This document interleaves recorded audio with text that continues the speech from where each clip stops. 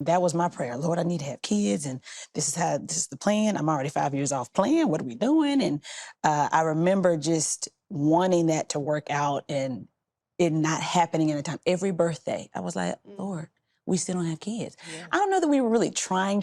It never became a go to the doctor. It wasn't anything. It just wasn't happening. Like I wanted stuff to just happen like it's supposed to happen. Yeah. And I remember probably in my late 30s at some point, I remember having a moment in the car and I was like, God, I'm ready for us to have a family. Like what's really going on? Why is this not happening? And there were a lot of different reasons that wasn't happening. Now in hindsight, and I just remember I pulled my car over and I just started praying. I was like, Lord, I feel like I've been waiting on this forever. What are you doing? And in the moment, God, in true fashion, instead of addressing what I was saying with my mouth, he addressed the issue of my heart. And he started to bring to my remembrance, this is going to sound unrelated, a young woman who I was in the middle of discipling, and she was going through a crazy season. She was in some repetitive, destructive behavior. And just that week, she had called me when she was faced with a situation that she'd been faced with many times before. And I was like, oh, we're about to be here again. And she called me to say, oh my gosh, this time I chose differently. Look what I did. And I remember feeling just this elation, like, yes, you're getting it, you know?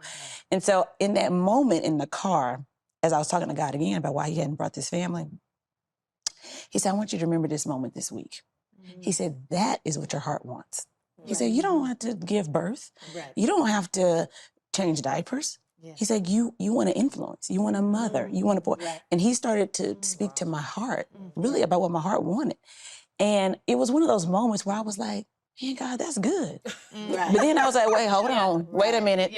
Are you setting me up for a no? Are you trying to draw me in with your wisdom and whatnot because you about to tell me no? And he was like, I just want you to know that I know the need of your heart, not just the words of your mouth. My answer is going to meet the need of your heart and what glorifies me most. And so I was like, okay. And I remember for the first time coming to a place where I was like, okay, if it doesn't happen, okay. And 3 weeks later, we started the adoption process for my son. And that waiting period was so heavy for me. It was Psalm 40 come to life because he did incline himself to me. You know, he leaned toward me. And sometimes the quick answer doesn't give God room to incline. Like you don't have the moment for him to lean in and comfort because you got the answer. So in the waiting, he can let me lean in and let me tell you about what you're asking versus what I know you need.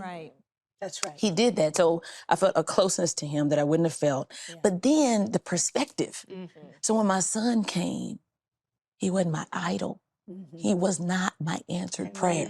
Sometimes the most dangerous thing you can have is this thing that's an answered prayer.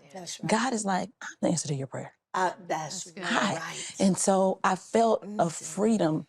I felt very grateful. I still feel very grateful that the Lord saved my son from being my idol, you know, in that waiting.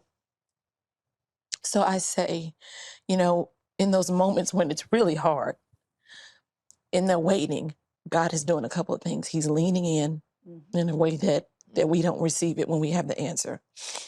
He's reordering priorities. And he is setting our hearts up to receive well whatever he's going to give.